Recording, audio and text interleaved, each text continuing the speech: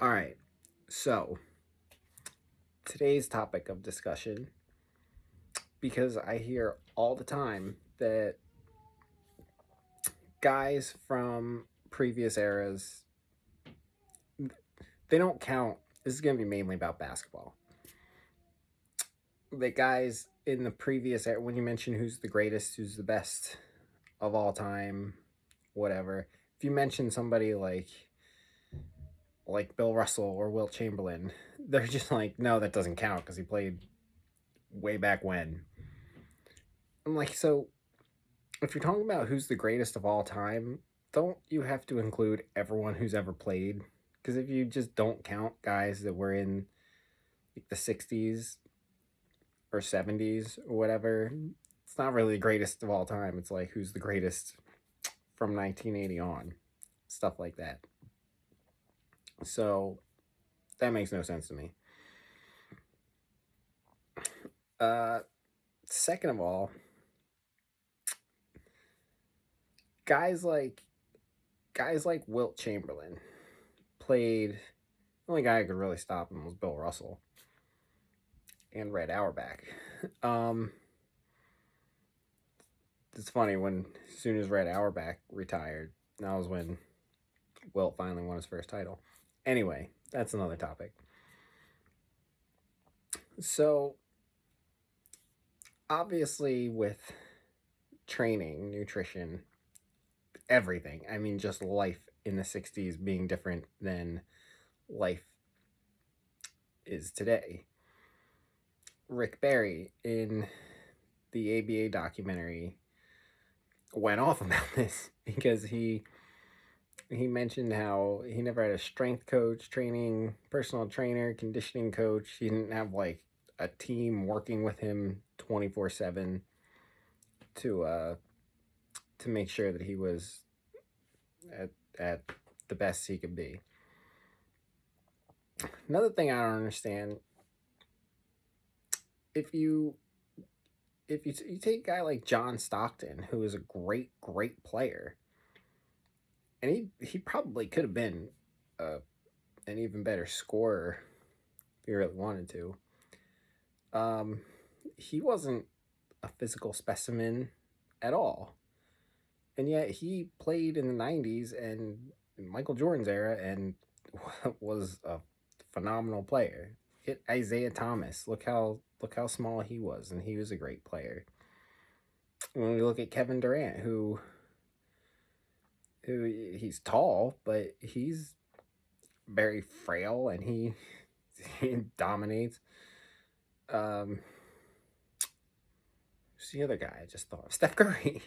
Steph Curry's not an athletic specimen, and because the game isn't all about how great of an athlete you are, it's how great of a basketball player are you. And so I don't really. It's one of the reasons why I don't believe that guys back then couldn't play now. I mean, if you gave them all the knowledge of the game that they've learned, stuff like that, I think they'd be. It's all speculation, but I think they'd probably find a way to be great players no matter what. Um, and then the rules changed. I mean, when they changed the rules, that changed the entire game. You look at 3 pointers. I mean, Steph Curry wouldn't be the same player if he played in the 60s. I don't think, because most of his shots, you'd have to take 1 point away. And I mean, I think he'd still be a great player. Like, he'd probably be just as great, but if if every 3 pointer he took was only worth two, it'd be different. And you look at guys like,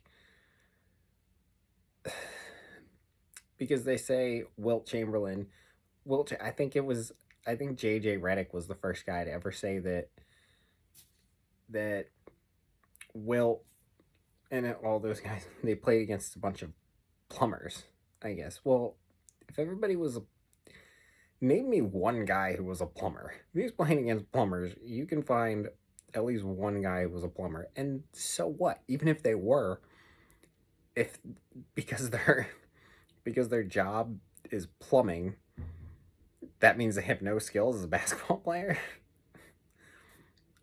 I mean, nowadays the guys who played back then could look at the guys now and be like, "Hey, they're playing against podcasters and guys who do a bunch of commercials and business owners." these guys, a lot of these guys might have been blue collar workers. Maybe they were in. Maybe that really helped them. Who knows? And I don't think like Red Auerbach was going into plumbing companies and being like, "Hey, does anyone here want to play in the NBA? Want to try out for my team?" I think they were just the best basketball players who also had to pay their bills, and so they did that. I mean, John Taylor sold for for the 49ers, who's a great wide receiver. Uh, he sold cars in the off season, I think. So why does that matter? Why does your off season job have anything to do with how great of a basketball player you were? And so shout out to all those plumbers who can play out there. Another thing. So they were saying these guys never played against anybody. I'm pretty sure Jerry West never played against anybody. Bob Cousy never played against anybody. Oscar Robertson never played against anybody. Didn't they all play against each other? Wilt Chamberlain never played against anybody. Would played against Bill Russell like 10, 15 times a year in the regular season because there weren't as many teams. And then he played against other great players like Nate Thurman, Wes Unseld. He played at the end of his career. He played against Kareem. Kareem was, they kind of, Wilt's last 4 or 5 years or Kareem's first 4 or 5 years. And he played and he matched up great with him. They beat him a few times. Beat him at least once in the playoffs. And Wilt had really good numbers against Kareem. Even when he was at the end of his career, he was like 33, 34 years old. Playing against Kareem. And then Kareem dominated all the way through to the late 80s. So Kareem was dominating guys in the late 80s. Wilt was at least holding his own in the early 70s against him. So I think he kind of proved that he could play against anybody. I think. They always talk about how Russell's 11 championships don't. Well, yeah, that's because he played back when there were only like 8 or 10 teams, and like that's fair because they didn't have as many playoff rounds, so there's a lot a lot more that could go wrong when you're playing more and more playoff rounds. That is true, but in basketball, how many times does a top seed even? I mean, it might be different nowadays. I know Miami made it to the finals as an 8 seed, which like stuff like that happens every once in a while. In basketball, there's only like, at least I mean, I haven't really paid a lot of attention the last, God, like pretty much since coronavirus. I haven't really watched a lot of basketball. Watch the playoffs every now and then, depending on who's playing, because it's just not nearly as good as it was when I was growing up, I think. Um,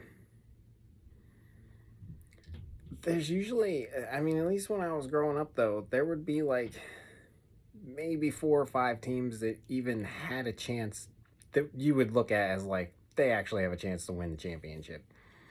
Which is why you don't really need 16 playoff teams. Only like a handful of them ever actually had a chance to win it. And that's just kind of the nature of basketball. That's a whole nother discussion. I just hate and then all right, so and it really befuddles me when people who have never watched any games from back then will tell you how good or how bad the players were. Um, like, well, which game did you watch that made you come up with that opinion? So, it's just a lot of great basketball from back then. um, yeah, so that's my little appreciation to the guys of the last era, because everybody builds upon what they built. Back to the fact that only several teams really have a realistic shot at winning the championship anyway. At least when I was from 2000 till about, I mean, all the way up until 2020, there would only be, I remember in 2016, it was 2016, it was 2017 and 2018. I think it was 2017 where everyone knew it was going to be Cavaliers, Warriors. There was no way anybody was going to beat them. And that's what happened in the finals. Back then, Wilt was playing, they were playing, and this is getting a little off topic, but they were playing the same. Wilt was playing against Bill Russell, like, because there were only 8 or 10 teams, whatever. So Wilt was he was going up against a great center pretty much every single night. And, all right, you see each other a lot. Maybe you learn how to play against them, but they're seeing you also. So I don't understand that. I mean, if you're gonna say somebody from the 60s could never play in today's game, then I could just as easily say guys from today couldn't play back then because the rules are different, equipment's different, everything. I mean, could you imagine Steph Curry playing in Chuck Taylor's? So I just want to give a shout of respect to all those guys because it was really great basketball, and it kind of gets lost to everybody, especially when people, they just kind of dismiss it. Like, man, these guys could really play, and there are some legendary players, and that's all I got for you tonight. So if you were watching, and you'd love to get into this with me, let's do it. See ya.